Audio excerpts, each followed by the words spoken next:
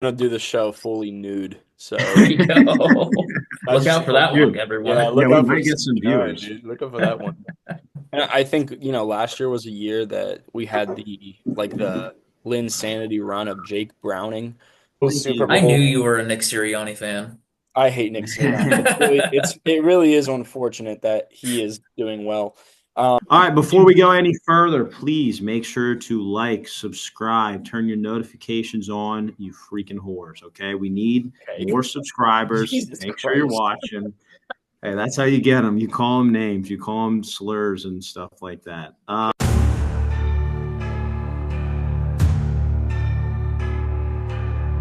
Get ready. Class is about to begin. With three white dudes coming at you with some heat. Welcome to the School of Hot Takes.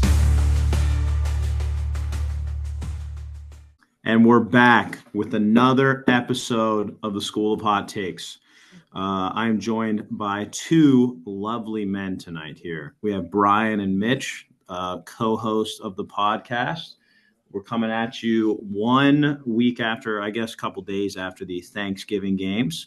So we'll be touching on those today. We'll also have a couple other segments that we will keep a surprise for right now.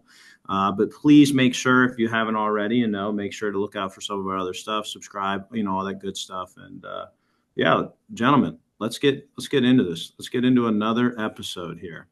We should start counting our episodes. Like when people do, they're like episode whatever. Like, what episode is this for us now? Like 10, maybe?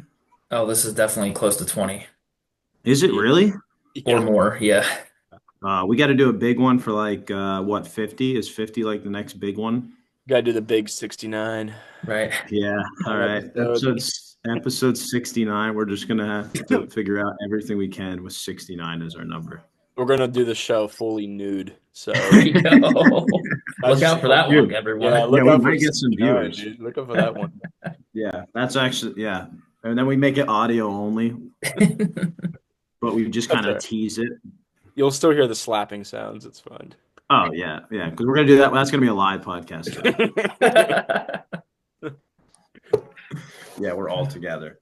All right, I'm gonna get into my hot take here. I've been thinking about this a lot, and this is more so, I think, spurred off of the market of the quarterback today. So my hot take is that I think the quarterback market, and in terms really of like how much they're getting paid, I think we're going to have to hit some form of a ceiling to where it can't keep going up. I think eventually it's going to start really ruining teams, and I think it's going to cause a negative thing in the NFL. And what I'm more thinking of is like, let's look at like Trevor Lawrence. Trevor Lawrence got paid the bag. Probably is not worth it. Like, I think that's really going to start to affect his team and how well they're going to do. Someone like Dak Prescott, I think that contract is really going to affect how well they're going to be able to rebuild that team around him. And I guess really what I was thinking about this today is I think we're going to start seeing teams start to say more so like, no, I'm not giving you that much. Because like I think there's only a handful of teams that you can really give that kind of money to, that the money that we're getting up into, where teams can really like trust you to handle the franchise. And I can only think maybe like five guys that are actually good enough to have a franchise and it not be perfect.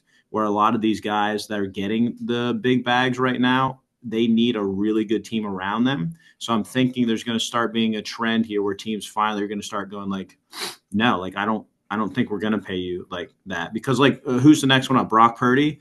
Like I think the Niners are going to have to be like, no, we're not giving you 60 million a year. Like we're just like not like. So, So I'm really thinking that's going to start. What do you guys think? so I think some better examples right off the bat would be Daniel Jones and Kirk Cousins. I I Yeah, disagree. think I I disagree. think those two were, given huge contracts, a large amount of money, and they didn't have the team around to support them, and it showed this year. Falcons a little bit better off than the Giants, but I still think I kind of agree with what you're thinking. Like you said, there's couple quarterbacks where they can lead the team and they're worth that money. Patrick Mahomes, Lamar Jackson, Josh Allen, Mhm. a couple others, but like, you know, the Daniel Jones, the Dak Prescott, the Kirk Cousins, like they should not be getting paid these 4-year contracts that are worth a bajillion dollars and their future is unclear with the team at the time of those contracts. Like it doesn't make sense, basically. So you're saying those are bad, like those are the teams that those were bad examples, like they caved and gave the money. Right. Right. Yeah. What do you think, Brian? Yeah, I disagree with that. Again, I have a take kind of on this larger conversation, but I do sort of think that those contracts, while they looked bad, they are probably a good example of what contracts are going to look like in the future, where both of those quarterbacks have what do they call it? Kind of like safety nets. Both Daniel Jones and Kirk Cousins, when you see the headline, you see the post on Instagram with the he got paid, and it's like a little bag emoji, and it shows 4 years, $180 million for Kirk Cousins. And then you go and you look at the actual contract breakdown. Only 2 years were guaranteed for his contract. I mentioned this before because of the Michael Penix situation. The same thing happened with Daniel Jones. Daniel Jones has a 4-year, $120 million contract, but only about half of that was guaranteed, and it was front loaded in the first 2 years. And look at what happened to Daniel Jones. He got cut, and now they're going to save a lot of that money. Still more than Daniel Jones was worth because he's a career backup now. And you could argue that is probably what's going to happen with Kirk Cousins. He'll get another year to figure it out, and then he'll get cut as well. But I think that's probably the reality of the situation where they give Brock Purdy some kind of $200 million 5-year contract, but only 2 or 3 of those years are guaranteed. And they end up being able to save a lot of money in the long run by letting those quarterbacks go. So I think those are actually good examples of what teams will do and what they probably should do. But I think, correct me if I'm wrong here, Dylan, but I think what you were getting at is more like I think in the near future, you're not going to see a lot of these players, like Daniel Jones or like Kirk Cousins get even those like 2-year guaranteed, like the two Oh no, year with an extra I'm three more year on the extra 3-year option, but a large contract on top no, of that. I'm more on the side of like I didn't really have like a I guess a take of what they were going to do. I was more just throwing it out there. Like I just don't think we can continue with these big fully guaranteed things. I think I'm more on what Brian's saying, where like they're going to have to do maybe front loaded 2 years Right. or a lot of incentive based. Like I think Yeah. something like that may be more in the cards for a lot of these players on the come up, because I don't think a lot of these teams are going to feel comfortable giving these guys that are on the come up right now these huge contracts, because like a lot of the guys in the recent past or that have gotten it are not really panning out. And it now we're starting to see, like, if you give that quarterback that kind of money, like you're setting yourself up in the future to where you're going to have to let some really good guys go that aren't the quarterback, and he's going to have to carry you for a little bit. And now we're starting to see some of those guys are just they're not worth it. Like they can't carry that load. Right. This, I guess, brings up another thing. Are maybe more teams that think they have the guy maybe do the Pat Mahomes type deal where they extend it over a 10-year huge period. Like we haven't seen that a lot in football, but the more I look at it, the more I'm like, that was really smart on the Chiefs. Like they extended this over a long period of time. The yearly salary in terms of now is only like what, 30 million or something like that a year. It's not a lot.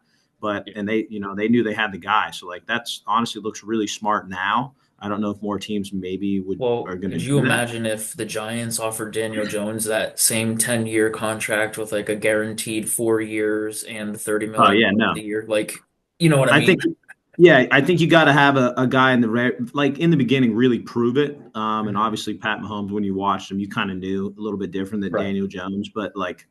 Like you see these guys on the come up right now. Like we just had a really good batch of rookie QBs. I think it's very likely one of them gets a family, like not a family friend, but like a deal friendly kind of like deal like that. I kind of think one of them's bound to be in that realm. Right. Teams got to start taking notes. Like you can't just keep giving these guys these bigger and bigger contracts and then really effing up your team for the future. Mhm. So I just feel like it's going to have to change here. Like I just can't, especially after like what Dallas just went through. Like they just gave Dak the bag. Dak got hurt this year. they really can't afford to even rebuild much. Like they owe them so much on the books in these coming years. I don't really know what they're going to do.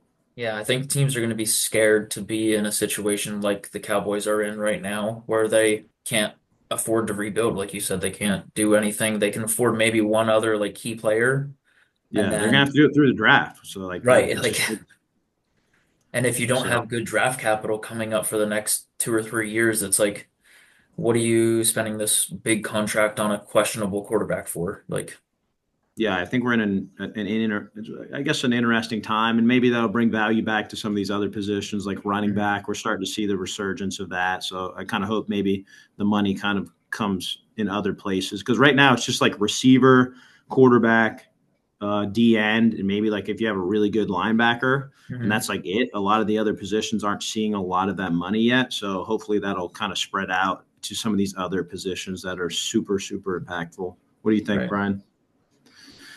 Yeah, I mean like I think the situation it's kind of tough because you could say, oh, the Cowboys are in a situation where they can't rebuild because they just paid Dak, and now they don't have a quarterback because he's hurt, and you could argue the opposite if you don't pay him. Now you're in a situation where you don't have a quarterback, Yeah. and all that cap money is kind of worthless if you don't use it. And the most important position on the field is quarterback. I think Mhm. there are, like I said, there are ways that teams are going to have to figure out to get around it. I think the worst contracts in the NFL right now are Deshaun Watson's and Derek Carr's. Right. And you could argue that those contracts are bad because those quarterbacks are really, really bad. Um, Obviously, Dak Prescott has not been great this year, but he's hurt. So, I I don't think think Dak still it has is. that potential to play at that high level, though. You know what I Yeah, mean? it's not fair to judge Dak on a season Right. where, this season already is kind of fucked. And then on top of it, he got hurt. So, um, I'm going to cape for Dak where I can, when I can, because there's not many opportunities where I can say that's not Dak Prescott's fault. Uh, No, for real. but yeah, like I said, I mean, Derek Carr, $150 million contract, 100 is guaranteed. Deshaun Watson, famously, $200 million contract, 199 guaranteed. And those teams are bad and in need of rebuilding, and they're just not going to be able to do it. Both Mhm. of those guys are probably going to get cut for a lot of dead money, too. So, um, I think that there will be a limit for sure. I think the thing to look at more than amounts is always going to be percentages. Um, Mm, there okay. is always like this famous thing. It was famous around the Tom Brady era of the Patriots, where um, no quarterback that has ever been worth more than 13% of the team's total cap has won a Super Bowl until Patrick Mahomes, and Patrick Mahomes' percentage was only 16%. So Yeah. I think you're going to look at teams being like, okay, 16%, 16-ish percent of our cap. We should probably keep it lower because nobody is Pat Mahomes. But around 13, 14, 15% should be our maximum for what we're willing to spend on a quarterback. I'd even say lower, like 10 to 12%. Like I'd say Right. kind of below the Right. And you'd want to use the Tom Brady argument too, where Tom Brady kept his contract low to keep his team under the good. Yeah. 12% Yeah. so that they could continue to win the Super Bowls. And you could say, hey, look, we're going to keep you. This is the most we can offer you to stay below that 10 to 12%, or to stay in that range, and get some help around you. So, you're not getting whacks every year. Right. You're going to have quarterbacks that are obviously, because I think, in my opinion, quarterbacks have more leverage than any other position. You're going to have quarterbacks who are going to say, "I truly don't care about winning a Super Bowl. Give me them money," and the team has to pay him. Right? Mhm. That's just the situation. Dallas was never going to let Dak Prescott walk. The Jaguars were never going to let Trevor Lawrence walk. And the 49ers are probably not going to let Purdy walk. Like there are just quarterbacks have them because they know the Mhm. system. It's like, okay, you get rid of the quarterback, like I said, now you're out of a quarterback and you got to rebuild anyway. So you might Right. as well pay the guy, and you're just kind of in a situation where You if the almost plays bad, then it's a bad move. you almost want to what a couple teams do is, draft a rookie, and even if you're not like expecting to have your current player, like your current quarterback go full time, like multiple year contract, at least that rookie can get a couple games under the belt on the bench or something along those lines just to learn the system. Yeah, So I think I've always liked that system more than just throwing a rookie quarterback into the depths of hell and starting right right, away. But right. I mean, You could Yeah, start seeing that now if teams are going to start being more, yeah, quarterback contract, careful. yeah. So, And I think, last year was a year that we had the Linsanity run of Jake Browning, and Yeah. the conversation was like, oh, teams are going to realize how valuable it is to have a good backup quarterback. mhm. And yet, so many teams this year made the mistake of not getting a good backup quarterback. The Right. Cowboys being a huge one there, where they Hey, don't count could out Cooper be. Rush yet. I'm counting out Cooper Rush, unfortunately. I think he's been fine. He's improving, but like he is not going to make a push. Whereas, if the Mhm. the Cowboys had taken a chance on a decent backup, they could have made a push right now. Mhm. They could have. The NFC is, open or was open a couple weeks Right. ago. Like they could have made a push, and they now are in a situation where they just can't. So, it is what it is with the cap, man. I could go on for hours about the cap because it's simultaneously real and fake at the same time. Like it's very important, but also teams are always going to find a way to figure out how to pay their guys and also not pay their guys. Right. Like Oh yeah. it's wild. Yeah, I guess there really wasn't a huge hot take this week. It was more just it was just a theme I was starting to see, so I was more just thinking about that. Mhm. Yeah. Um, Can I give a quick mini take? Sure. yes, Just absolutely. completely unrelated to all of this. So I did because I've gotten called out about the Shadur Sanders take. But I started doing some light scouting. Just I like literally looking at like the top five quarterback prospects, and that's it. And just when I say looking at like not even usually what I would like normally do, but I'm like literally just like looking at like highlights, Mhm. which is like the worst thing to do because seeing every player's best plays, you're gonna think they're God. Yeah. My take that I've kind of developed around the top five quarterbacks, which I would now rank in no particular order as Sanders, Quinn, Ward, Gabriel, and then I think fifth is a little bit controversial at the moment. I don't want to put a name out there, but I think those four guys are the only first round quarterbacks right now, and I think all of them should probably sit behind a guy. And Oh, I 100%. even honestly think all of them could go in the second round, and I would Well, still feel pretty good about I all think of you'd them see going. one or two go in the first, like even later in the first or like mid first, but like, I think this is more similar though to the year we took Kenny Pickett, where like a lot of they're just not like I don't think they're ready. right. Like I honestly think these guys, none of them are really ready. And just like every year in the NFL, they're going to continue to like every team's going to ban. They're just all going to be like convince themselves that this is the guy. And Hmm. more than likely, especially if we just got like if the average is two, like 1 to 2 of the quarterbacks pan out and make like a good future. Well, right now it's looking like 4 out of the 5 that were drafted in the first round are all pretty good. So now we're really thinking like, oh Yeah. shit. And Michael Penix, unfortunately, that sucks. He might be the odd man out here, and maybe he might be good too. But if let's say we have all 5 of them good, that means these next coming years there's a really good chance that like we're gonna see a lot of busts rather than Yeah. some really good ones. Like I just can't see another class of 4 good quarterbacks Right. after we just had a class of 5. Like I think Yeah. there's a real likelihood none of them, maybe one, are like good. Yeah. Right. Sorry, the fifth one, by the way, I have to go check my notes. The fifth one was Jalen Milrow from Mm. Bama. Yeah, Jalen Miller. Yeah, just off Yeah. his like Anthony Richardson 2.0 kind of vibes. Yeah. But yeah, I think like looking at all those guys, they all have it's an interesting class because they all have something that they're really good at. But they all have something that they're really bad at. And I think throwing like the Giants are going to draft one of them, Right. unfortunately for them. The Giants are going to draft one of them, and it's going to be rough because they're going to have to start. And I think Yeah. unfortunately, like my take probably will develop to be more like I don't want to. I'll rank the quarterbacks because I know we're gonna do that eventually, and it's what I do and it's what's fun. But Mhm. I think my actual take will be more like I will not give a prediction on like how these quarterbacks fall until I see where they go. Because the quarterback that goes to New York just, unfortunately is probably going to be rough. And I think I saw that it's mocked Cam Ward is going to go there. And it's like Mhm. that sucks for Cam Ward because, he's not ready to deal with that kind of pressure. Like the offensive line Right. is really bad. He handles pressure really poorly. If it's Shadur, then Shadur also makes bad decisions sometimes and is a little Yep. bit too arrogant. So it's going to be really, really interesting to kind of go deeper into the scouting process this year. But like I said, it's going to be tough until I see where these guys land because I think all of them need to sit behind a vet, and Mhm. Yeah. hopefully teams take that into consideration and they do that. And it's not like the last bad quarterback class we had where teams just kind of said, fuck it, we have to. And they just threw all of those guys in. Like, you think about those guys, they all got thrown into the fire their rookie year. Right. Uh, Pickett, Powell, Ritter, Corral, like all of those guys started significant games their rookie year, and they really should not have. Mhm.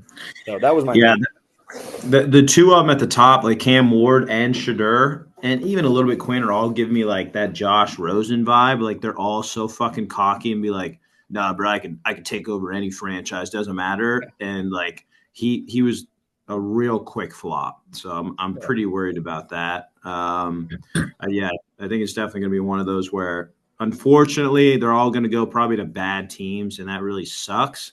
Hopefully, it's probably going to be the one that slips through the cracks and makes it to a decent team and sits for a year or two, and we're like, oh fuck, I forgot about him. Maybe like a Carson Beck, who was funny enough before the season. Carson Beck was the number one unanimous pick, and now he's fallen out of like the first 3 rounds because he's a shit bird and threw like Mhm. 400 picks. Hmm. But someone like that could fall through the cracks, and then they're like, "Oh, actually, Carson Beck's really good. He got to sit behind like Matt Stafford or some shit at the fucking Rams, and now he's really good." Right. So someone's going to be a Jordan Love and sit for a while, hopefully.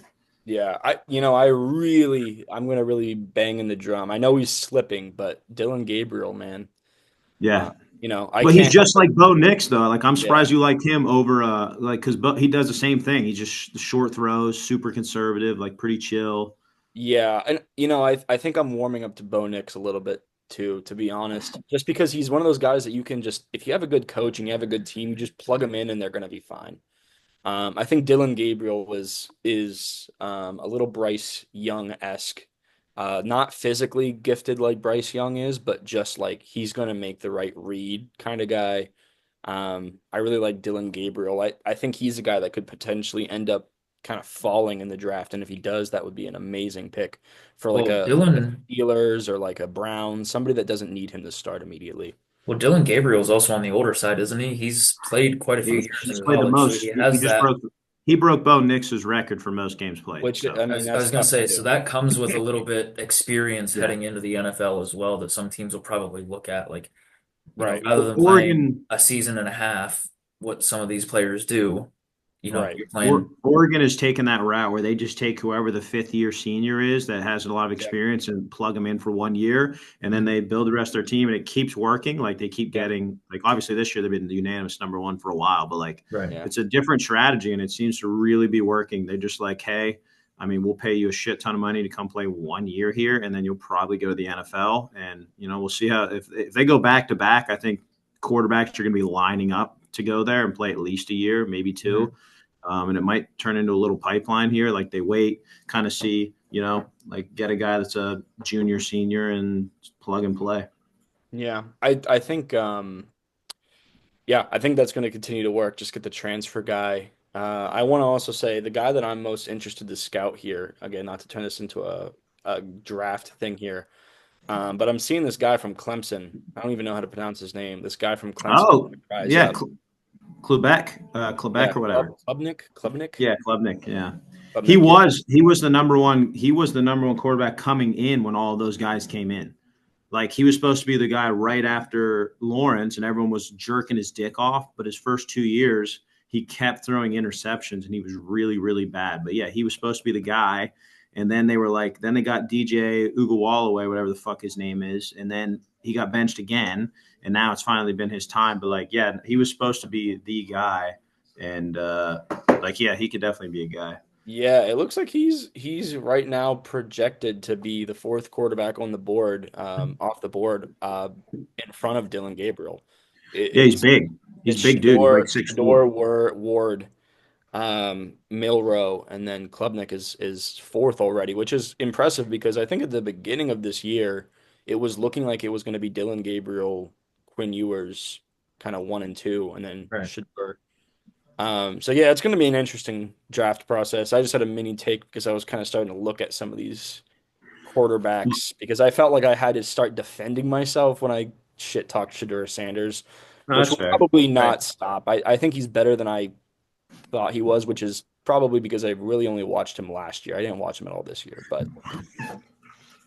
I do want to. I want you to watch a guy. He's a redshirt freshman this year, but I want you to watch a guy and tell me this my fucking God, dude is a not redshirt going to be freshman. incredible. I was watching. I was watching a little bit of the South Carolina game this last week, and their quarterback. Let me get his name right here. Lenoris Sellers. Oh Look him yeah, up yeah, and tell me he's not super fucking fun to watch. He's going to be the next Lamar. He's a fucking baller. He won him the game on like a 25-yard little scamper and score. And like South Carolina played upset alert all year. I think they pulled like off like 6 upsets, but he's super fun. 6'3", I think he's like 240. Yeah, but he's going to be a problem in 2 more years. Mark it down Okay. on this one. He is a Hold to it. guy. He's a guy I only know because of CFB 25. Okay. He very often hits the transfer portal, and then it's so easy to make him into a god because he Yep. probably does have like the physical like Yeah, I mean, uh, 6'3", stats. 6'3", 240, and he can Uh, boogie, bro. right, right. He can go. There was. I keep seeing him pop up on transfer portals, and everyone's like, "Oh my God, got to get Sellers in the transfer portal." So I am familiar, at least that he is good. I didn't look into him like in real life to even know there was Right. any. I definitely want you to. Last week he had 161 yards passing, 166 rushing. Yeah, he's literally he's another Lamar, bro. He's so fun to watch. He's a redshirt freshman, dude. Great. Well, he'll hit the league in 4 years. We'll see Maybe him. maybe 3. You never know. You never know. It could be. He's a redshirt freshman though. They'll have him for 3 plus this year. Yeah, It'll be a while. true. 2020 draft of 2029. Look out for Well, Lenore Sellers, yeah. man. I'm gonna get Lenore Sellers on the show here, and we can talk to him. All We're right. gonna interview Lenore Sellers. All right, before we go any further, please make sure to like, subscribe, turn your notifications on, you freaking whores, okay? We need Okay. more subscribers. Jesus Make sure you're Christ. watching. Hey, that's how you get them. You call them names, you call them slurs and stuff like that. Okay, Make sure you're watching. Make sure you subscribe. Look at the TikTok. There's good stuff on there. Look at our YouTube shorts. Great stuff there. All right, let's keep it rolling. All right, let's do it.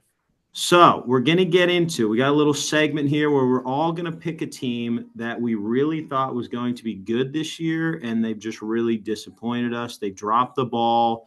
I don't know what they're doing. So each of us picked one team, and we're just going to kind of do a little breakdown of why we think this team sucks. So we have the disappointments first, and then we have the oh wows second. Yes. I love it. I can't wait. Wow.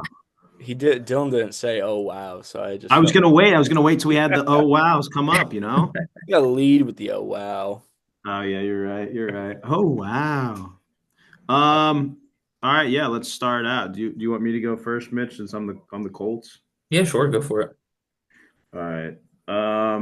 I really, to start off, chose these guys because before the season, I had them finishing, I think, first in their division because I was really jerking them off. I thought they were going to do really, really well. I thought Anthony Richardson was going to take the next step. He really, really started out shaky. Even now, I think they've won 2 games now since he's been back as the starter, but he still hasn't really looked much better as a passer. He's still around 50% completion rating. If anything, they're just telling him to just run now. Like, fuck it, just run, dude. Just keep running, and hopefully that works out.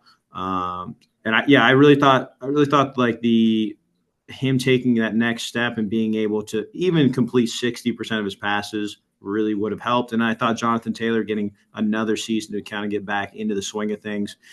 But I really just haven't seen it. Like, I'm just not sure. And I thought Shane Steichen would really help Anthony Richardson out, similar to what he did for Jalen Hurts, but I just haven't seen it. And then on the defensive side, they're just not that good. I thought their offseason additions and their draft went really well, and I thought they would step that up but they're just not. Like, so hopefully maybe another year. I think Anthony Richardson will at least get one more. Maybe he'll get some more completions under his belt. I hope. I mean, the guy still only played 25 games or whatever as a starter, so he's still super raw, super young in terms of that. So hopefully this is his floor, and we've still got a really high ceiling. But yeah, I've just been really disappointed. I thought 10 games was a lock, and it's looking more like 8 games is more Yeah. probably there, maybe 9.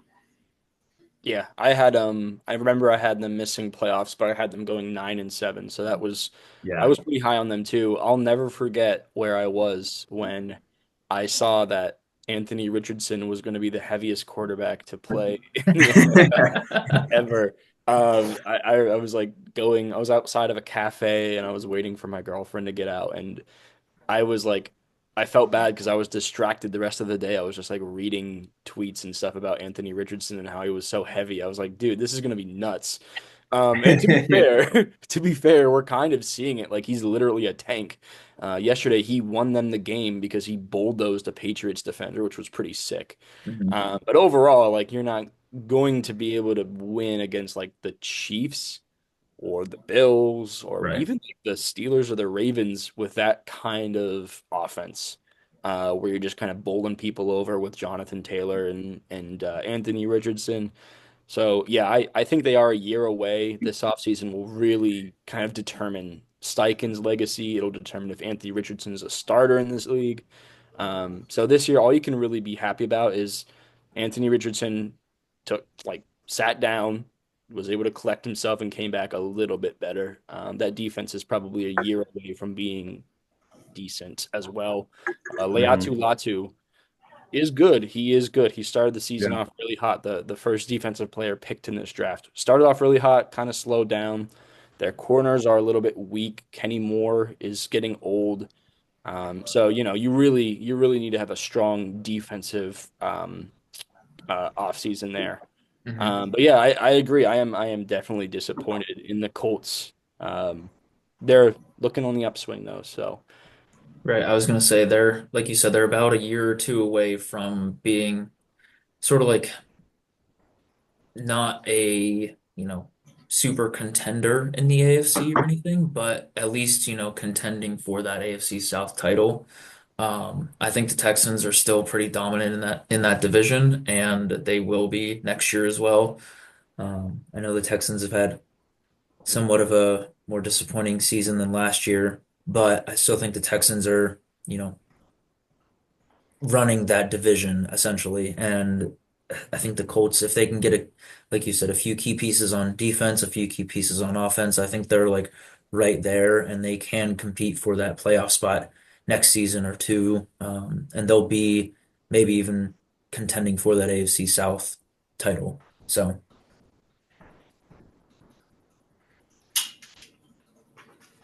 all right. Anything Who's else? next here? Who picked the Jets? I picked the Jets, man. Nice, classic. Yeah, I mean, there were a lot of teams that I wanted to go with. Mitch pressured me. So I had to go with my number one disappointment. But some honorable mentions just from me, with no context. I will not clarify on any of these. Some disappointments for me, that would be the Falcons, the Bengals, the Dolphins. The Jets are my number one disappointment. Um, the Jets are super, super disappointing. I think obviously I will not be the first person to say that Aaron Rodgers fucking sucks. I hate him. That darkness retreat in Egypt or whatever the fuck he did must not have worked because he's still the same asshole that he's been for the past 3 or 4 years. Um, Still sucks. Just, can't like he threw a fucking pick six to a D lineman yesterday and then blamed the receiver. And it's like, bruh, that was not you. And literally. like we should have like it's just been week after week the things that Aaron Rodgers he's just not good. He's a distraction. And he's kind of the GM of that team. And if there was any doubt in that, the owner of the team is saying that they should bench him. And for some reason, he is not being benched. So that tells you that he has full control of this team over the person who is paying his contract. So it is just a kind of a shit show. I think if there's a breakup, like they've been saying that there's a mutual breakup kind of coming, I think that's the best thing for everybody. But honestly, the offense is not what I'm even super disappointed in. I think Aaron Rodgers is living up to the expectation that I had for Aaron Rodgers, which is that he kind of sucks and he's kind of a dick. I think it sucks that you have Garrett Wilson and Devontae Adams, a couple of decent tight ends, some amazing young running backs, Brees Hall, Isaiah Davis, Israel Abanikanda, and what's his fucking name? Braylon Braylon Allen or Allen. whatever. Yeah, I forgot, Yeah. Braylon Allen. I forgot about Braylon Allen. So yeah, some really good players on that team, and it's just none of them are living up to their potential. The big disappointment though for this team is the defense. And it's not even their fault because they prematurely fired Robert Saleh, who was a defensive-minded coach, and their season went from disappointing to absolute, dumpster fire. Right. You have some really amazing players on that defense who are, we know, NFL fans know, are top at their position. Quincy Williams, Sauce Gardner, DJ Reed, um, uh, what's his name? Will McDonald, Clemens. And they've Yeah, all there's a had lot of quiet years. Like it's yeah, a lot of really good players who last year were like, oh my God, this is they were a top three defense last year easily. And this year I hate to see my boy Sauce Gardner, dude, just jogging. Like, and it's not even that he's not good anymore. And I've seen that take where people were like, oh, he had an amazing rookie year and now he's falling off. It's like, nah, man, he doesn't even want to be here anymore. Like, right. he looks so lazy defending guys. He's waving off receivers. Like, that's the kind of culture that the Jets are kind of building right now. And I think that's why you have to be disappointed with them. And that's why they were my number one, is that the talent is all over this team, but there's just bad vibes all around. People don't want to be on the team anymore. I wouldn't be surprised if this Aaron Rodgers stint kind of sends Sauce and Garrett Wilson to other teams. If they like Garrett Wilson, I've said this when Devontae Adams was traded when we had Greedo, and I was like, if I was Garrett Wilson, I'd be requesting a trade out because you just told me I'm not a number one receiver. You just told me that I'm not good enough to be the number one. You need to go get somebody else that the quarterback likes. I'd be out of there. And Sauce clearly wants to be on a competitive team and doesn't want to, be on a team that's clearly doesn't have an identity. So the Jets are disappointing, and I don't even know where to go from here. If you were starting a new franchise in Madden, what would you do with the Jets that would turn them around in a season or two? I don't even know what you would do. Right. I mean, their receiving core can be there, but like, do you bring in a quarterback and just throw him into the fire? Like we just said earlier, I mean, do you really want him sitting behind Aaron Rodgers? Because obviously that isn't working. And do you want another year of Aaron Rodgers where he's not going to be benched because he just thinks he's God? Like you're going to Yeah, draft a quarterback and just let him sit there. And and then that has you also never need to gone well. focus on defensive line as well. Like, It has never gone well to draft a quarterback when Aaron Rodgers is there. right. It had Jordan Love. He hated Jordan Love. He just didn't like him. He um, came in with, Zach Wilson that year he got hurt, and it was clear that, Aaron was doing his best to kind of coach him up, but it was also a situation where Aaron's not a good coach, and he's not going to help the young guy as much as being out there or just being off the team entirely. So yeah, it just you got to get rid of Aaron Rodgers. You have to start new, and it just sucks because this is a team that last year we were all saying could be a contender, and it's not. And they're worse off with him. Like it's Yeah, And honestly, I think another underlying issue I haven't even talked about yet is like I don't know who they're going to get as a coach or GM. I don't know anyone that wants to sign up to deal with that. Like you're going to have to get right. rid of. You're going to have to kick Aaron Rodgers out, or you're going to have to try to put up with him for a year, knowing that he's already gotten two other people fired in the building because he's a real Right. dickhead. Like I don't know who's lining up for that job. I don't think anyone Right. is, which means you're going to have to take probably not a really good contender, not a good fit for the job, and they're probably going to continue to suck. Like it's a dysfunctional organization. Like why would anyone be like, "Yep, sign me up"? You're not getting Mike Vrabel. He's not going there. You're not getting Bill Belichick. You're not getting like some of these top candidates. You're like, good luck. Right. Yeah, I bet you could get Belichick, unfortunately, because defense, he's going to He look at hates the Jets, though. He hates the Jets. hey, Never say never. You want to hear a crazy take of who Rex Ryan wants to come back. That's about the I was only gonna one. say Rex. God. Jesus Christ, if Rex Ryan comes, I was gonna say somebody else who you know could handle a dumpster fire here. Ryan Day. Let's get let's get Oh, Ryan Day to coach I the like Jets. it. I just want to see him fucking burn, dude. I just want to see the Jets go 0-16 under Ryan Day and just watch that shit show go down. I mean, that might be the only way to keep Garrett Wilson if you can bring his coach from Ohio I State.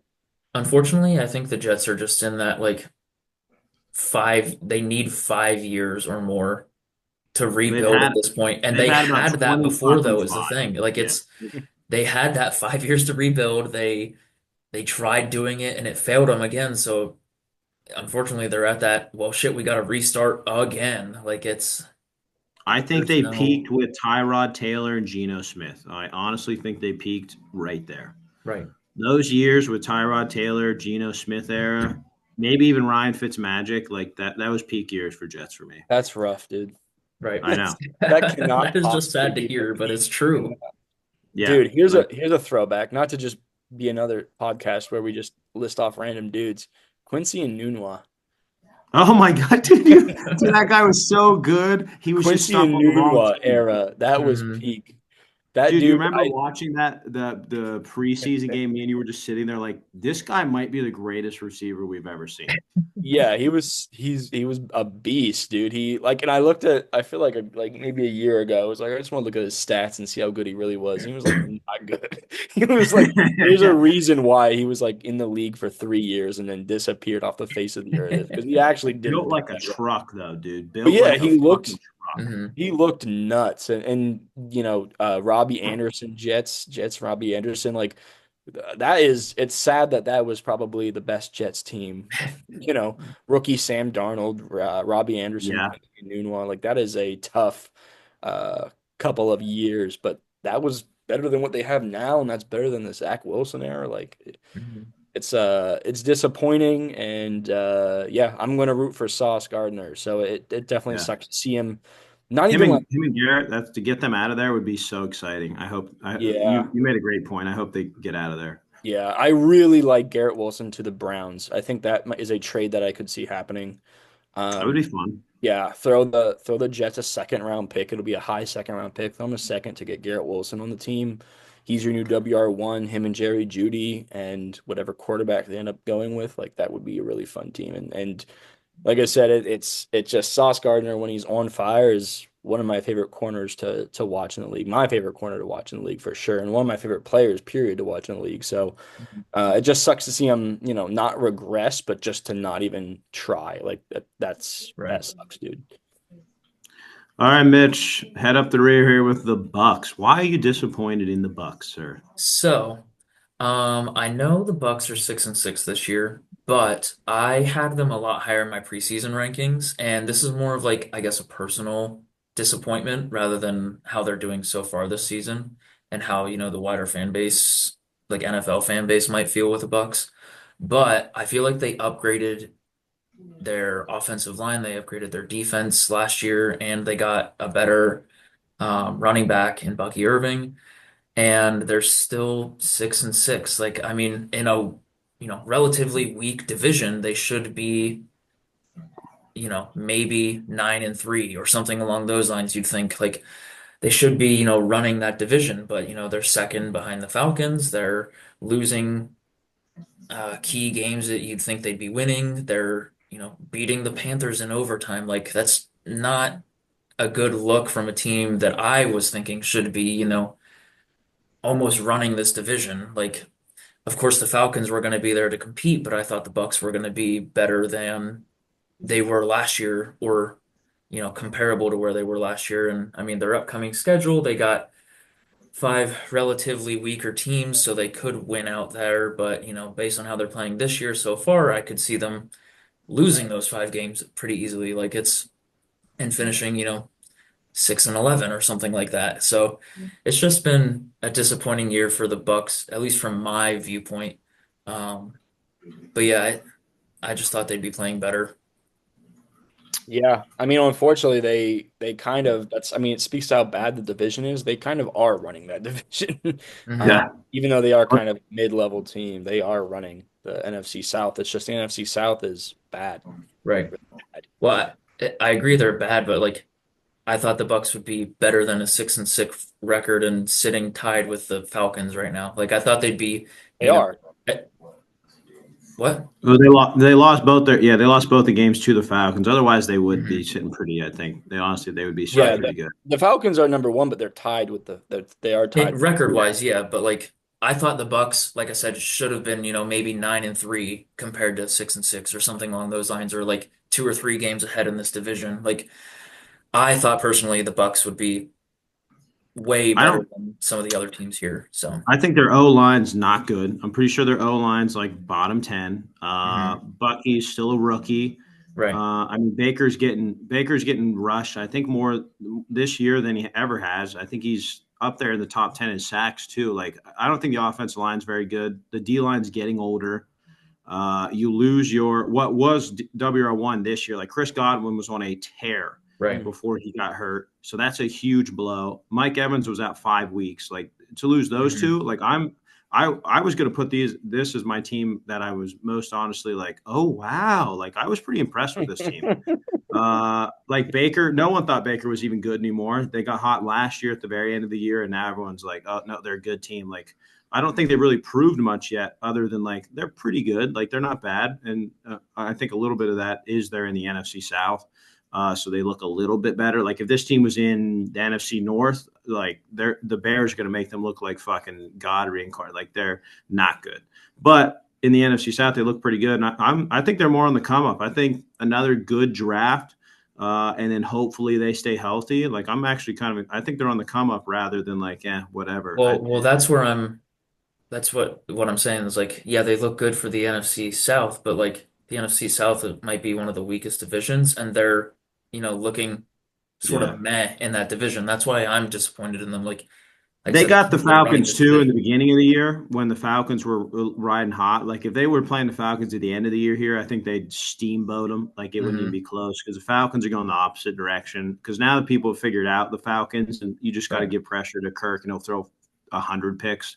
So I think they got him at the wrong time. If they got the Falcons at the end, I think it'd be a different story. They'd probably have at least split with the Falcons. So I'm thinking they'll be all right. But Right. yeah, no, for sure. I see your point though. But hey, let's go freaking Baker, dude. Baker, Yeah. what a good comeback story, man. Yeah. Love them. Here's a fun little stat before we move on. Buccaneers top five in just about every single offensive category, and bottom five in almost every single defensive category. So if you want to look at what Yeah. to improve on, it's like they are the fifth best offense in points scored, but they are the 27th, I believe, defense and points allowed. So Yeah. And I mean, um, that shows not against good. some of these teams they're playing. Like, I mean, they can't stop the Panthers, they can't stop the Saints, they can't stop um Well, Todd Bowles too. He's a defensive guy, right? Todd Bowles, right? He's a defensive Yeah, Mhm. guy. yeah, and Yeah, he's and good. he's He's a really he's good really defense. heavily on the blitz too, right? He loves to blitz, and I don't think they have the personnel right now to be blitz heavy and man coverage like they did when Tom Brady was there. Mhm. I just don't think they don't have the guys, they don't have the personnel to get that kind of pressure right now. Yeah. That's the thing about blitzing in the NFL is it's actually incredibly risky because you're leaving guys on one-on-one matchups, and that's just not good. And we actually saw a little bit of that yesterday with Bryce Young. Bryce Young was kind of able Mhm. to read those blitzes much better than they expected him to, and was able to really make it a ball game. He had some really great throws, some really great reads. So, the Bucks are not going to be able to kind of roll over these teams like they thought they were. So, Mhm. you could call them a disappointment. I'm this is my expectation. This Okay. not gonna lie, this is my expectation. I mean, shout Right. out Bucky Irving though. Yeah. Yeah, yeah. It's Shout almost out like Rashad White. it's Hey, almost like I said yo. at the beginning of the year that Bucky Irving was going to win that job, and then yesterday, for the first time ever, Bucky Irving out touched and out snapped. What's his name? I don't even Rashad remember. White. I don't even remember his name, bro. I don't even. He's irrelevant to me. But yeah, so it's almost like I predicted that exact thing was going to happen this year, and then it happened in week 13. So Oh, hey, another really good prediction you had that I early in the year didn't believe that you said Lad McConkey would be the best rookie receiver. That was a great take. hey, thank He's you, buddy. Mhm. I don't even know if he's been he. really good. It's hard to say that he is the best rookie receiver in this class because there are so many good ones, but Yeah, he is no, he's looking been really like impressive. yeah, he's been looking nuts. So I've been happy with that He's had take. like 400-yard games. I mean, like that's super Yeah, impressive. I yeah. mean, he's the only guy they're throwing to besides Big Montana on that team, but like still. Okay, they're not really throwing the big Montana either. No, he Uh, is, dude. He's getting like 5 catches a game. He's their tight end one right now, oh dude. wow. I mean, Yeah, I played him in fantasy the other week and he only put up two, so I just figured he sucked again. But I don't know. yeah. Um, He has his flashes. but yeah, I mean, hey, Lad McConkey, new quirked up white boy of the year, Lad McConkey, good for him. All right, Mitch. Let's get into the oh wow take. Oh wow. I'll take oh wows for 500. All Okay. right, I, here we I go. We have three teams. Who would like to start us off with the Vikings? I guess let's just go in order because that's me. The team that I've been watching and I've been saying, "Oh wow," every weekend is the Minnesota Vikings. Um, this is a team I had last in the division. I know that for sure. Um, I expected the NFC North to kind of be a mess, a Mhm. chaotic mess, but I predicted three teams to make playoffs, the Packers, Lions, and the Bears. And I had the Vikings, I think, scrapping together 4 wins. This was because they had lost J.J. McCarthy. Justin Jefferson was coming off of an injured year, and their defense looked kind of bad on paper with a few missing pieces that I thought they needed. They had lost a promising rookie who died. Kyrie Jackson was a very promising rookie, was a starting cornerback, and it was just looking really rough. Their big free agent signing was Andrew Van Ginkel, who, What a Andrew Van name. Ginkel, shout out to him, had was always good for like one or two incredible plays a year. But I was like, yeah, he's probably not going to be like an impact player. He's probably just going to kind of be there on the field. And, in spite of everything that I just said, this team has consistently won games. Yesterday, they had Sam Darnold's biggest comeback of his career against the Cardinals, and they looked like they were in control the entire time despite that. Of course, the defense came up clutch. They shut down Kyler Murray in the red zone 5 times in the red zone. They got to the red zone and allowed no touchdowns in 5 possessions. So just an awesome game yesterday. Um, JJ McCarthy is going to have some competition because I think Sam Darnold is going to be a guy that gets one of those Daniel Jones contracts I was just talking Right. about. Probably something big like $120 million over 4 years, but only two is guaranteed. And yeah, I mean he deserves it because he's played like a really good player. I think the 49ers wish they had kept Sam Darnold over Brock Purdy because I think he's doing what Brock Purdy was doing last year, which is just being really efficient, making good decisions, winning games, coming in clutch, just all around looking good. The receivers are looking good. Jalen Nailor as a WR3 is like somehow good. Like just things that you didn't expect. TJ Hawkinson coming off of an injury is already like fine. And that defense, man, Van Ginkel is like legitimately a good player. Cincinnati Bearcats legend Ivan Pace Jr. is a baller on that defense. They're putting together some really good games, some really fun games, and they're doing it in spite of a lot of difficulty, like a lot of difficulty. And they're playing in a division that's extremely competitive, even though we don't want to talk about the Bears. The Bears are looking pretty good too. They're like not a bottom 10 team anymore. And so to be 9-2, um, despite all of that, like shout out to them, man. I'm definitely impressed. I wrote them off at the beginning of the season, and I wasn't even willing to buy into the hype when they were, like 2-0 at the beginning of the year. And they're really showing me that, yeah, they are a contender in the NFC. So, what do you guys think about the Vikings? Yeah, I don't know. I'm early on in the season, I was like, Sam Darnold's even though they're like 4-0 or 5-0 or whatever, like Sam Darnold's gonna do what Sam Darnold does and just lose them games and throw picks and not be able to complete passes and just, implode basically. And which he has he's not. he's done that a little bit. Like there's been some moments he No, has some bad every quarterback play. has a bad fucking game. Right, and You I'm can't do saying that. like there's been some moments where, the old Sam Darnold comes out, but it's definitely like an improvement and he's definitely impressed this year. Like I'm not so much saying anymore that, oh, Sam Darnold's gonna implode and do what he has in the past. Like I'm expecting him now to like go in, Respect.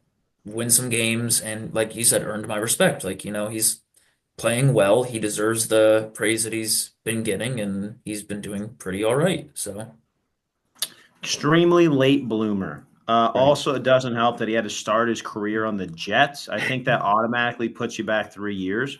But yeah, once he got out of there, he got to sit behind a great offensive mind, sit with the 49ers, see how things are Mhm. done well. Probably could have started last year too with that and done similar to what Brock Purdy did, honestly, in an offense like that. So glad to see Sam Darnold getting his chance. Really happy about him. Did put in that MVP bet in the first couple weeks there when I said Derek Carr, Sam Darnold. Didn't work out either way, Okay. but shout out to Sam Darnold. Uh, okay. Love him. Oh, yeah. If we don't have anything else, I'll slide right into my Chargers take here. Anyone else? Anything else Sure. for the good of the order on the Vikings? Let's Uh, go Vikings. Super Bowl 2024 or 2025, I guess. Jeez. All right. Wow is the Los Angeles Chargers. Yeah. First off, I did talk a little bit of shit on Justin Herbert this year. You guys in our quarterback draft did have him much higher than I did. And I just basically said I need to prove it here. Like I just need to see him do it and them actually win some games, and then I'll actually care because like I mean we're seeing from Joe Burrow this year. Like you can have all the stats you want, but if your team's fucking 4-7 or whatever the hell they are right now, 4-8, like I just don't care. Like I need wins. I need some wins. mhm. And this year they've really turned it around. They went from last year having 5 wins total to I think they're at like 8 or 9 wins now. They're probably going to win 11 games this year. Uh, Old Jimmy Boy came in there. He's really turned them around. They had a great draft. Everyone was telling him to take a receiver first round. He said, "Fuck you. I'll take Joe Alt." And he's been a fucking animal, dude. That guy is a beast. I still don't think he's given up a sack yet.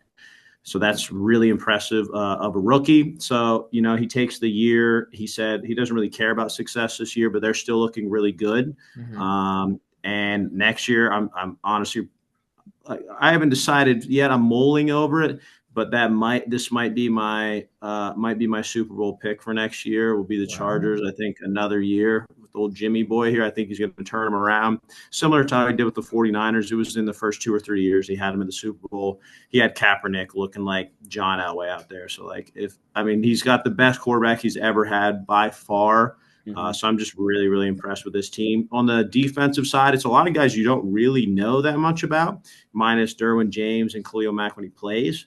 And he's got that defense really, really good. Like they don't give up big plays. They're very, very tough to run on. So I'm pretty impressed on both sides of the ball here. I think with another year of a good receiver or two, I think they're going to be super, super fun to watch. So yeah, go Chargers. Yeah, Yeah. Hey, I think the Chargers are a bit of a surprise this year. I don't think they're there yet, sort of like what you were saying. They need another year or two just to, complete certain positions.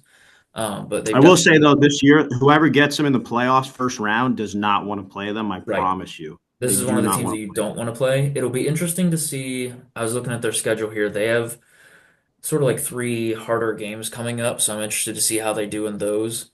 Um, three back-to-back tough opponents. But yeah, if they're able to get some results out of those teams, this is not a team you would want to play in the playoffs. Um, I don't think they can make a deep playoff run or anything, but based on where I had them preseason wise, I might have had them a little bit before or a little bit under 500, I think. Um, but yeah, they're doing better than what I had thought, and they're definitely an oh wow team for me. So Yeah. I Very mean, good. Very good. I mean, where do you guys think this defense is ranked if you had to put a number on it? I'm gonna maybe go middle of 12. the pack. Yeah, I was gonna say maybe 12 to 15. Yeah, would you guess they're number one? What? They're number Yeah, one? they're number one in points allowed. They're number one. They're the number one defense. They're top five in yards per game too. So I mean, they're Jim that's Harbaugh, that's like his calling card, though. I should have yeah. guessed that, I Yeah, guess. I was just looking this up too because I was just like curious about looking at some of their rankings like I did with some of the other teams. Yeah, they are the number one defense. Hmm. Justin Herbert also very quietly only one interception. So, you got to imagine if Justin Herbert throws maybe one or two extra touchdowns a game, we're looking at him like he's maybe the MVP. 13 Right. touchdowns to one interception, having just an incredibly efficient season. Yeah, this is a Chargers team that is probably a year away from being a Super Bowl contender, but like they Hmm. will be a Super Bowl contender next year. I have no doubt in my mind. I think what hurts the Chargers though is that they're in the division with the Chiefs. Like they're always gonna Hey, have bro, it's sort of they were like the giving the Bills in Chiefs the issues playoffs against the before. Chiefs. Like, They were they were always giving them issues, though, man. Even when they were bad, dude. Like they I were. agree, but like the Chiefs right now, however everyone sees them is they're gonna win the division, they're gonna go to the playoffs, they're gonna be, in that AFC championship game, and it's hard for the Chargers to break that. Even like during the regular season when they play them twice, like yeah, you get two chances to beat them, but if they're still like that thorn in your side, sort of like how the Mhm. Chiefs are for the Bills in that AFC championship game, like it's tough to break that. So Yeah, I think the Chiefs have benefited, though, similar to the Patriots for a long time of having a really shitty division other than them. mhm. So now it's going to be much, much harder. There's no cakewalk with the Broncos anymore, as we already Right. saw. They took them down the wire. There's no cakewalk with the chart. I think this was my second hot take that I was kind of saving because I want to save it for later. But I don't think the Chiefs or any of these other like Niners, right? I don't think we're going to see these big dynasty type teams in the future here. I think too Mhm. many of these other teams are getting much, much better. And I think we're also seeing the cost of yeah, let's say you do make a deep run every year. Well, now we're seeing with the Niners, they've had 5 years in a row of a deep run. Well, now these injuries starting to add up because if you're thinking about it, you're playing 3 to 5 extra games every single year. Like that Right. shit adds up. So I think next year that's going to hit the Chiefs pretty hard. It did a little bit this year, but the most of them were freak accidents. But on the Niners side, you're seeing it like these guys are playing 10 snaps of a game and they're done. Right. Like that shit really adds up to you. And I don't think anyone's gonna have an easy ride nowhere. I think the Chiefs are done having a cakewalk division like the Patriots had. I think that's kind of over. Right. It'll be like the AFC North, I think, more like that, where like you're splitting. Everyone's Mhm. splitting a game. You win one, and like that's kind of how it is. Right. But yeah, I can get into the Eagles here for my oh wow team. All right, So the Eagles for me, based on how they ended last season, like starting out, what was it, 11 and 0 and then or 12 classic and 0 and 11 then and 0. losing Yep, 6 games or Steelers. something like that. And then starting the season out 2 and 2, like we had talked about it early on in the season, like Nick Sirianni was supposed to be fired, like oh, he saved his job with the week 5 win, like you know.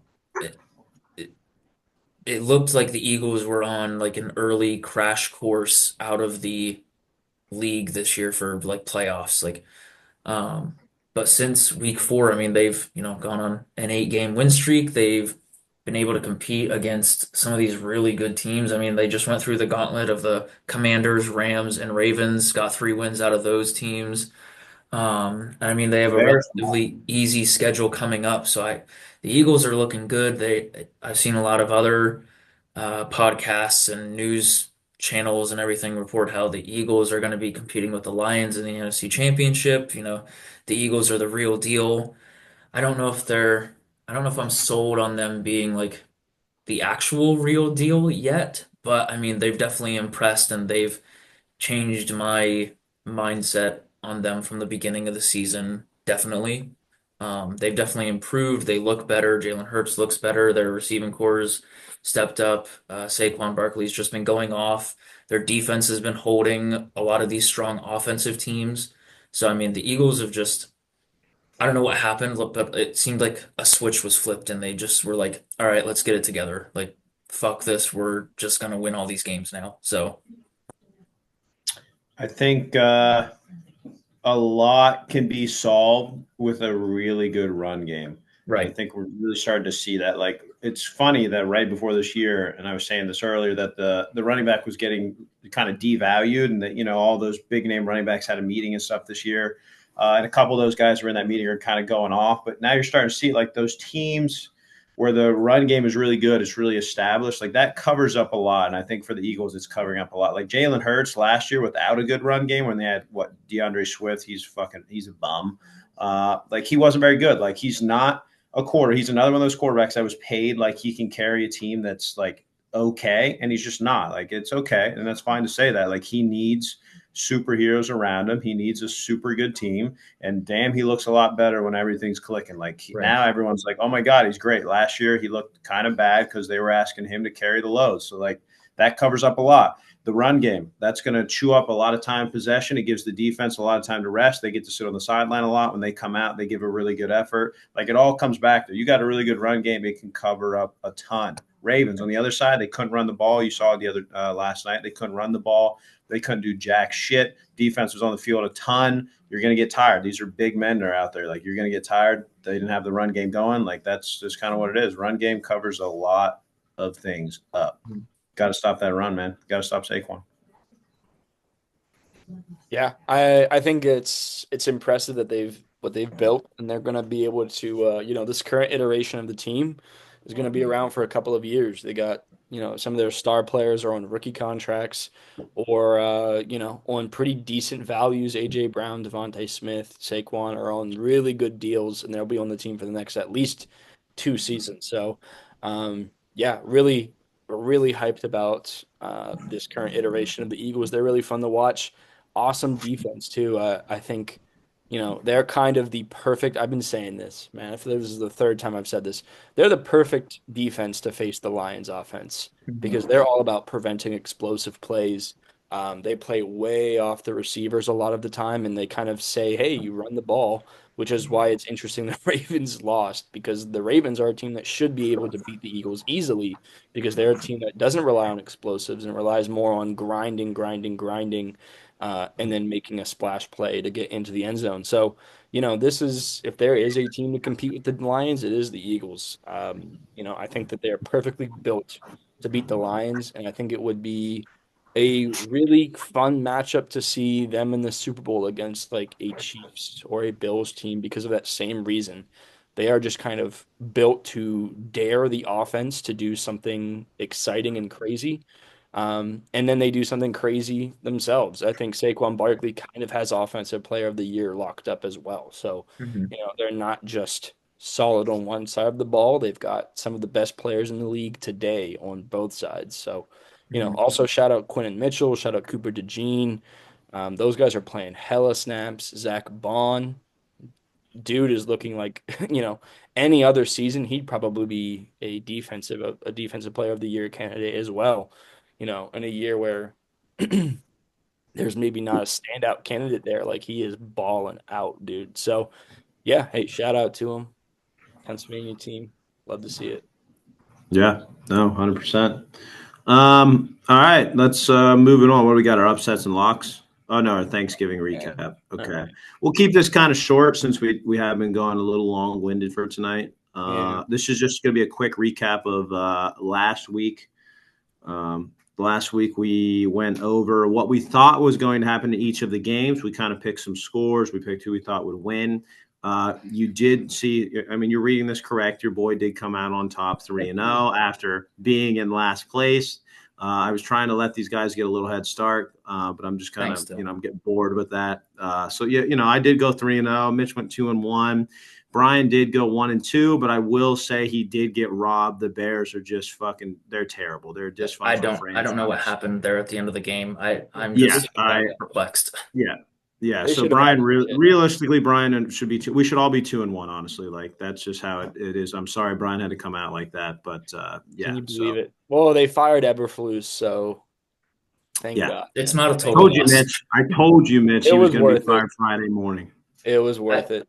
I will say the only one I missed was the Dolphins game. I thought they might be able to do well in Idiots. the cold weather, and He's 0 and like 25 below 40 I degrees. It know was 22 out, I dude. should have Why known would you better, ever pick but that? I was confident. Yeah, Yeah, I kind of real. bought into dude, let me tell you what. My hot take next week, fuck Mike McDaniel or whatever his name is, Mike Yeah. McDaniels. Yep. I hate that guy, dude. I really do. He's getting on my nerves. I'm so I tired think of he him. bamboozled the whole NFL, honestly. I think he Oh, bamboozled 100%. everybody. He's not good. He is like not a good coach. I'm so sick of him. He was my number two disappointment because how does he have all that talent and he still sucks? Like Chop Robinson is maybe a defensive rookie of the year candidate now, and they still suck. Like I don't understand. And then he's gonna go on the fucking the press conference and be like, I don't know anything about any narrative in cold weather. It's not a narrative unless we don't win. Well, guess what, shithead? He didn't win. So Right. you're saying it's now That is true. the You narrative can't now. win in cold Like, weather games forever. Like it is so annoying that he didn't just say, "Yeah, we struggle. We have a plan for it." He instead tried to ignore the glaring problem, and I bought into it, and I will never buy into this guy's hype right. again. Also, fuck him. He's not. What you don't use Jalen Waddle for fucking 12 straight weeks, and then out of nowhere you're gonna pepper him with 11 targets and get 44 yards on everyone's fucking fantasy football bench. Dude, I hate him so much. He's such a little cocksucker. Also, as it's been pointed out, they lost the game. They basically lost the game on like a what, 4th and 1. It was like a really short distance Hmm. play that they could have gotten. They have a fullback. They signed a fullback. They signed the best fullback in the league, Alec Engel, like literally the best fullback in the modern NFL, if you don't count Taysom Hill. The best fullback in He's the league, and on forever. Use he him as a saw what? bowling ball. He saw fucking 2 snaps the entire game and was not in on the final play where he probably could have picked up those yards. Dude, it's just so incredibly frustrating. Like, it's a miracle. It, I'll just end it there. It's a miracle this guy has a job. It's an absolute miracle because he's such a cocky little fuck. I'm so Right. tired of him sitting there on the sidelines vaping his little vape pen. We're supposed to, oh, he's got the off-white Nikes on, and we're supposed to fucking worship him and suck his cock because he's like a fucking millennial dickhead. Like, truthfully, I do not care. I think most coaches would do a better job of Tyreek Hill, Jalen Waddle, those Hmm. running backs, that offensive line, that defensive line, those corners. And here he is sitting and he's like, oh, the fucking, what narrative? What? It's cold. I'm going to throw ice cubes at my players. Dude, shut the fuck up. You got Act like what? an actual coach here. Like, Act like an actual coach. Don't he is this league's Elon Musk, and it really pisses me off. Oh He's God. he is not cute. He's not cute. He thinks he's cute. He's not cute. You're only cute if you win games. This year you suck and you just look like a dickhead. And that's all I'll say about that. perfect. Perfect place for Aaron Rodgers to go. Fucking There you let go. Tua retire. Let Tua retire so he can die at the ripe age of 33 and let Aaron Rodgers come and they can have a little jerk off session. The two of them can vape on the sidelines and bitch about how their superstar athletes aren't running fast enough, those fucking dickheads. This is at the end of the podcast, so I'm just allowed to rant now about shit that pisses me And off. uh, to sum that up, fuck Mike McDaniels. Yeah, fuck Mike McDaniels, dude. I'm so Two sick. more years, and I think he'll be out of there. I think he has 2 more years left on his contract. So fuck him. Legitimately, I'm not gonna lie to you. Next year, if he doesn't make playoffs next year, I think he's gone. Right. Probably. I mean, he does all this like show stuff. Like, oh yeah, if you lose another, whatever, how many more cold games they have, like 2 or 3 here, where you're legitimately like 0-35. Like, there's a real problem there, man. Yeah. If Like, he's, I want him to, next time there's a cold game, I want him to get up on that stand and I want him to visibly be shooken. I want him to be like, we haven't won. I think we're fucked, dude. I want him to legitimately be so humble because I'm so tired of it's not a narrative unless we lose. Okay. Hmm. I'm so sick of that shit. I'm sorry. I'm done. I'm so sick of that shit though, man. It really gets on my nerves. all right, let's get into our upsets and locks for the week. Since Brian's already hot, he's heated. We're going to let Brian go right off the bat here with his upset and lock. He will pick one team that he thinks will upset, pull a big boy upset, and one that he will lock. Next week, we'll come back with our records. We're on a little bit of our producer's on a hiatus today, so we're taking a week off of the records. There will be updated records next week. Yeah. as it turns out, our producer listened to our podcast for the first time and realized that we suck, so he might not ever come back. Uh, anyway, yeah, that's right, baby. You thought you had enough of your drunk uncle on Thanksgiving? Well, it's me ranting about Mike McDaniel here. All right. Okay, I'm gonna keep this real short and sweet here. I'm gonna start with my lock. I'm gonna go backwards today. Starting with my lock, I'm gonna lock the Steelers versus the Browns. No idea how the Browns are doing against the Broncos. However, I think that there's no chance the Browns win twice against the Steelers. 7-7. Well, okay. I saw the score. I just wasn't sure like how they were Right. looking. But in their current iteration, I don't think the Browns have it in them to sweep this current iteration of the Steelers, especially at home. I think Russ is coming off one of the best passing performances in the season by any quarterback and one of the best passing performances of his career. So I think that this is just a Steelers team that's going to continue to roll these weaker teams, and this is kind of a must-win game if you think about it. They are not locked into the playoffs yet, and they kind of need to win this one in order to put themselves firmly at number one in the division. So I like the Steelers here. The rest of the schedule gets tough after this too. So Steelers got to win this one. I think this is a must win for them, and they got it. For my upset, man, it is really tempting. It is really tempting to once again pick the Bears or the I Panthers. like it.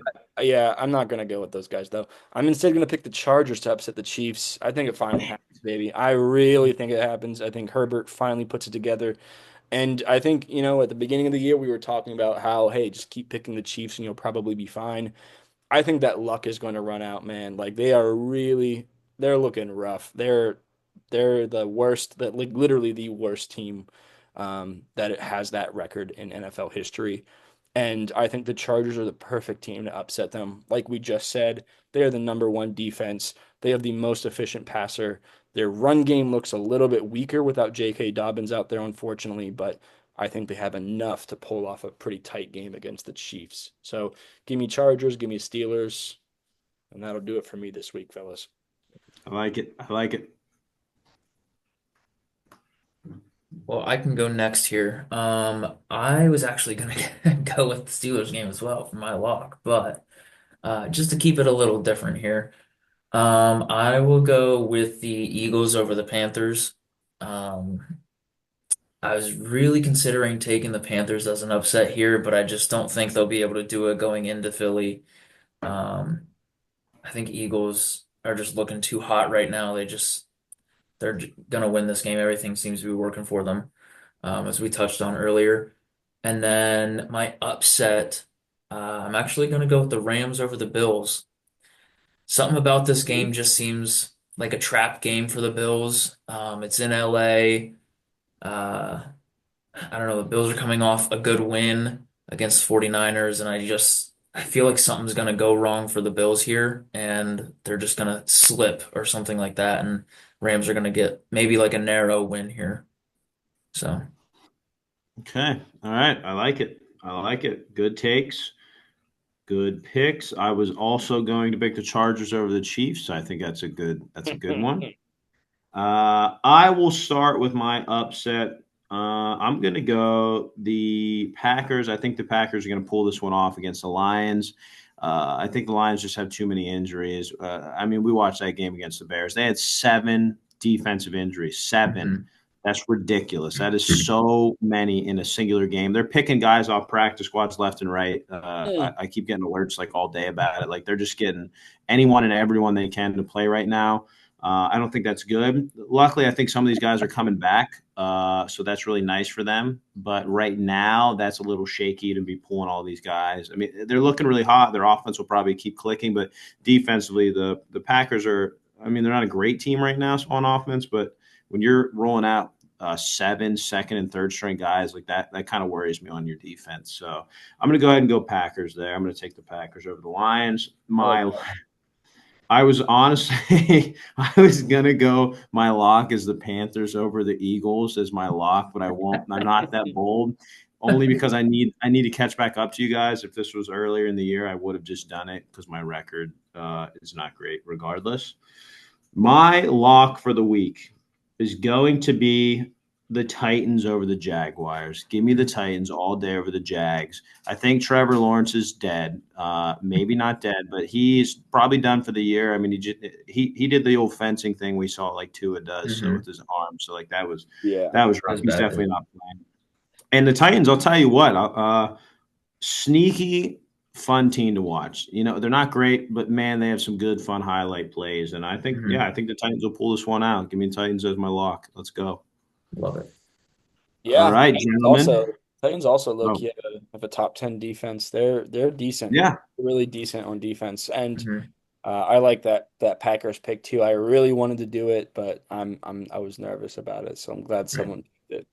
Yeah, I don't like it. I haven't picked against the Lions yet this year because I'm a pretty big Lions fan. Oh, by the way, before we go, I want to do one thing real quick. I didn't put it in our notes here. I would like, before we get into the playoff picture where it starts to really go out, I want everyone to pick what they think the Super Bowl is going to be right now. What's your Super Bowl pick, your two teams right now?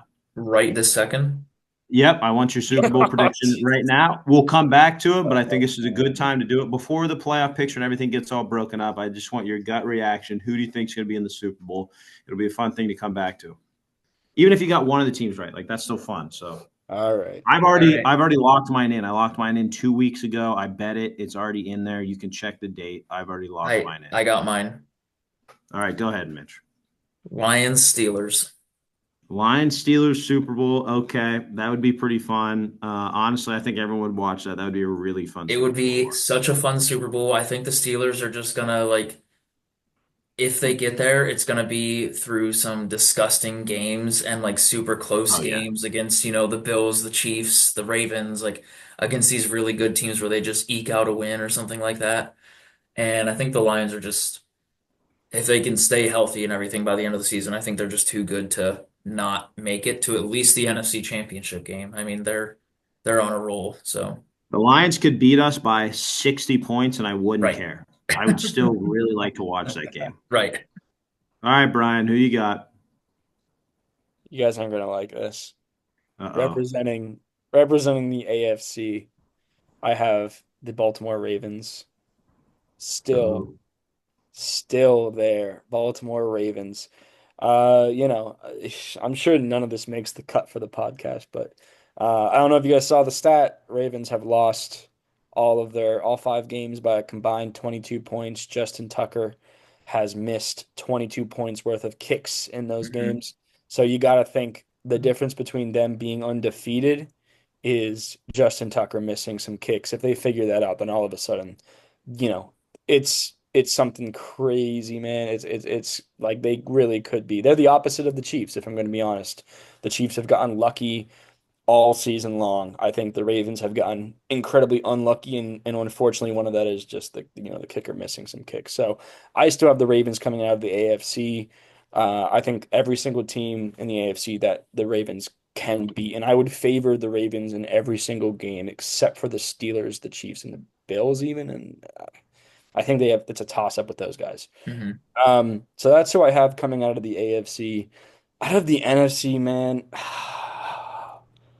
I really go back and forth because I think the easy answer is the Lions, but I really want it to be the Vikings. I think I'm gonna go ahead and say Ravens. Two purple teams. What, That what would a be fun fun. matchup. Oh, man. Go with Who your else is in gut who else is in the playoff picture right now? It's got the for the It's Packers. the Lions, NFC Eagles, Vikings, Falcons, Yeah, Seahawks. you know what? You know what? Fuck it. Seahawks. Yeah.